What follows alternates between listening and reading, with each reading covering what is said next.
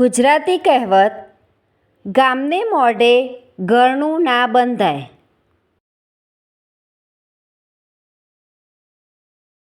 ગામને મોઢે ઘરનું ના બંધાય. અર્થ: લોકોની વાતો, અફવાઓ અટકાવવી મુશ્કેલ છે. વાક્ય: તમે ખરાબ કામ કરશો તો સમાજમાં તેની વાતો થવાની જ છે. કદાચ લોકો વધારીને વાત કરે. ગામના મોઢે ઘરનું ના બંધાય. Thank you friends. Please like, share and subscribe.